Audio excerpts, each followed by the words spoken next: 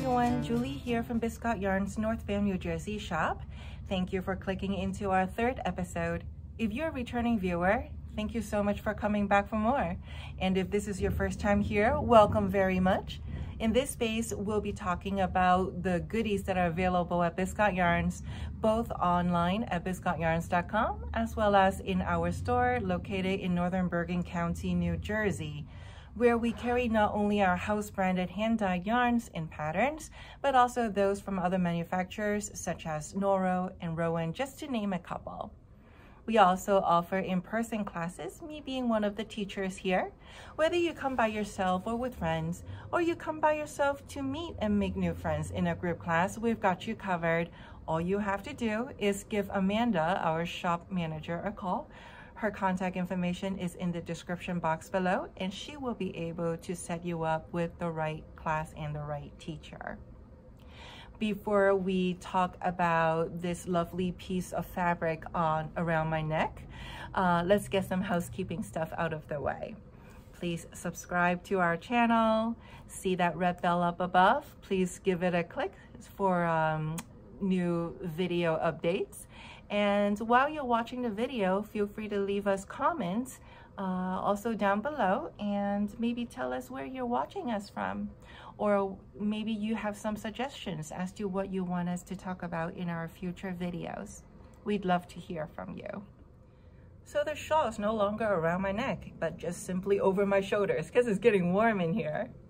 The name of this shawl is called Across the Universe, designed by Louise Robert, and there is everything to love about it. What is there to love about it? Well, the yarns, the colors, the patterns in each of the section, the way it was constructed, the way the pattern was laid out on paper, the size of it, and the drape of the shawl. Like literally everything there is to love about it. So let's talk backwards about the drape. The yarns used for this are both fingering way, but it was knitted with a bigger needle, US size 4, so that allowed for the fabric to be more flexible and fluid. Like you can kind of see, very bendy, very fluid.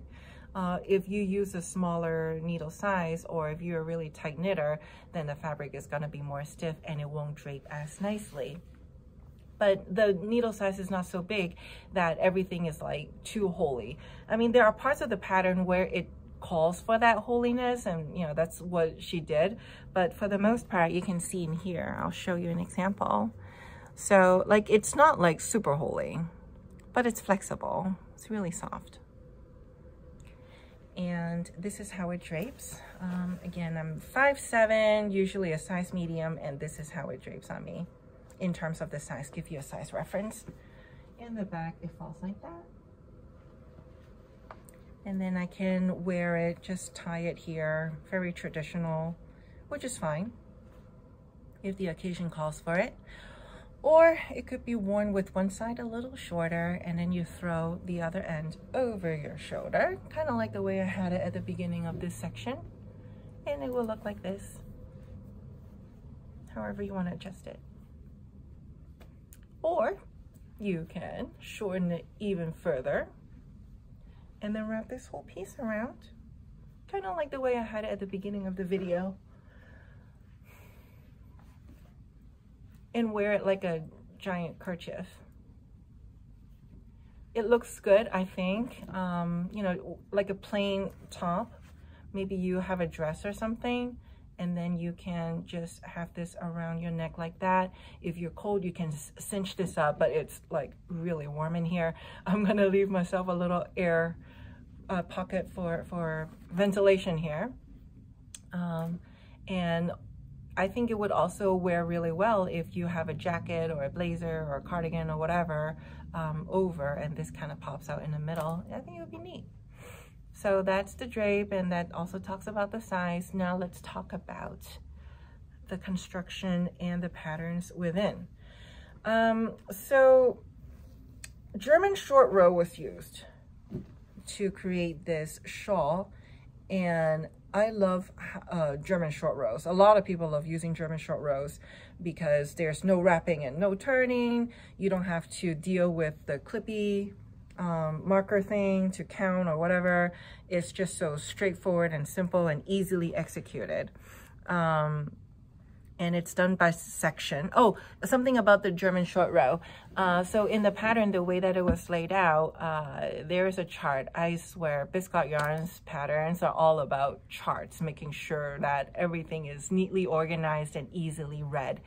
So the chart for the German short row, it tells you how many stitches you're supposed to have on your needles in any given row. So if you have lost count, or you put down your project and you don't know where you are and you needed to count for some reason and figure out where you are in your work, there is a chart for that. And then furthermore, the way the pattern is laid out, it's by section, and it's really obvious to see the sections. First, you start with the bottom, the silver part, and then you finish that, you introduce the darker color, and that's where you do the stripe. And it's not just plain old stockinette stripe. There's a little bit of texture to it. And then after that business is done, you cut off the lighter color and continue to work with just the dark color with this lace motif. And then once that business is done, you cut that off and reconnect the lighter color and work on this textured pattern here. And then the fifth section, you go back to the stripe as we have seen previous. And that's pretty much it. The yarns used for this shawl are both in the Louise Roberts collection. One is her Super Sock in the colorway metal, and Super Sock comprises of 75% superwash merino and 25% nylon for durability, and then this is 100 grams, and then the other one is Dolce. 100% pure brushed cashmere. And this is in the colorway Blue Moon, and this is 50 grams per skein. And to make up this shawl, you only need one of each. And per usual, if you want to make this shawl, you can purchase it as a kit. In that case, you just purchase the 2 skeins of yarn, and then the pattern will come complimentary to you. But of course, if you decide to purchase those separately, you could do that. You can just buy the pattern independently. All of that is on our website, biscotteyarns.com. And if you are local and you wanted to come into the store to have a look at this, maybe try it on to see how it feels and how it fits on you, you're very welcome to. I think this shawl is going on a tour right now. I'm not sure if it's going to go to one of our sister stores, but you could come in and check it out. And we do. I'm literally holding it in my hands right now in the Jersey shop. So if you wanted to pick up the kit, you can. Otherwise, you can just buy it online. Let's talk about the vest that is right next to me here. It's one of a new pattern release. It's called a Festive Biscuit Vest, designed by Nadia Stallings. She chose our Hagrid yarn to make this vest. Hagrid is comprised of 85% superwash merino and 15% Donegal. And look at the specks in the yarn. In and of itself, it makes whatever you're gonna knit up with Hagrid really interesting. It kind of mimics tweed, I think.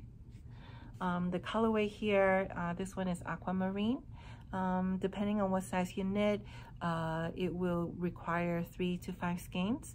And then the contrasting pink stripe is in the colorway strawberry, or what translates to strawberry. So let me see if I should pick up the camera to show you about this vest instead of me bringing the mannequin to the camera. The construction of this vest is from the bottom up. First, you do 1 by 1 ribbing with a needle size that's 2 sizes smaller than what you would use on the body. And then you would just do it in the round until you reach the underarm, where you would split for front and back, for which you would do both pieces flat, and then you would do your usual shaping, and then you get to the shoulder. The stitches are going to be live, and then you're going to graft them together. Once the shoulder pieces are connected, then you would pick up stitches around the armhole, and then do the same edging as for the bottom, 1 by 1 ribbing, and then obviously you would do the same thing on the other side. And then lastly, for the neckline, you would pick up stitches and do the same ribbing edge. The main body is knitted with US size 7 needles, so the ribbing was done with US size 5, 2 sizes smaller. Now, like I said before, I don't know if the camera is really picking it up, the little specks that were on the yarn, but I can kind of see it obviously in person. But Nadia's choice of pattern on her stitching of the main body, just very simple, a combination of knits and purls, creates like little basket or like little boxes the way I see it. It kind of works really well with the little specks, the Tweety specks. And the way she uses the contrasting pink to divide up those sections, I think is really, really effective. The pattern doesn't really get lost, you know, with those horizontal division. I brought a friend with me for this segment of the video. Her name is Posy Doll. Isn't she adorable? Hi everyone, I'm brand new. So this is actually a new doll design by Manon Lemaire of Hazel and Poppy Studio. We don't sell the actual Posy doll, but we do sell parts for you to make your own Posy doll. It is knitted. The doll itself is knitted mostly in the rounds with the petals that make up her skirt. It's like so much fun. And her vest are knitted flat. And I think you can take her vest off. So if you want her to have like different color vest, you could, because you can change her like a doll. The yarn used to make most of Posy Doll are made with DK Pure. And in the kit that you can purchase from us, you will have just enough yarn to make exactly what you see here, like, you know, with the color combination and such, with 4 different colors in the DK Pure, which is merino. And then her hair looks nothing like merino. It's the silk mohair, and that is also in the kit, as well as her beautiful eyes. And by the way, her eyes, in the kit, you may or may not get this color. So if you are very particular in, or like if this is the color eyes that you want, or if you want to see if there's another color, you may want to give us a call, or better yet, stop by our store and check it out for yourself. And here is that kit I was speaking of. And here are all the yarns. It's not full skeins, all right? These are just enough yarns to make Posy Doll. And then the hardware for the eyes, as well as the silk mohair for the hair. Notice how this kit does not include any paper inside, nor stuffing for that matter. There's no fiber fill. For the pattern, you're gonna have to purchase that separately from their Ravelry page, Manon Lemaire's. So there are links to that on our website, BiscotteYarns.com. If you wanted to come into the store, I'm sure we can just, you know, pull it up for you. But here you are. This is Miss Posy Doll. The first product I talked about today was this shawl across the universe, and I am going to end today's episode with the last product called the Griffith Obs, these socks. So Patrick Knits, Patrick designed this sock, and he got the inspiration after he visited the Griffith Observatory in California. Let's talk about the construction of this sock. It's from the cuff down. So you would do your ribbing up top, and then you move down and use 2 colors to do some color work. And once that's done, you continue down on the leg part where the front of the leg has some cable work done, but on the reverse are lace. Once the leg part is done, we are on to the heel, and that is just traditional heel flap. You would continue on with the construction down the foot. The cabling is continuation, but the bottom of the foot is just stockinette, nothing unusual about that. And then the toe is, Patrick decided to use reverse stockinette stitch for the toe. You could do, we actually have a mock-up of this in reverse. This kills me. This reminds me of Lemonade. This reminds me actually when I first laid eyes on these socks, especially these ones, I think of soccer players.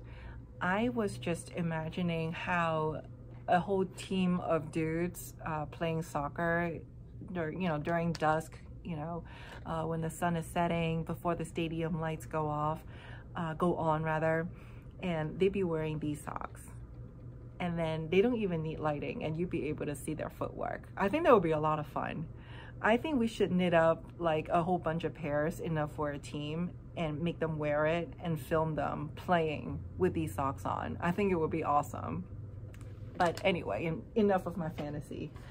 The socks are knitted with our house yarn Bisque socks.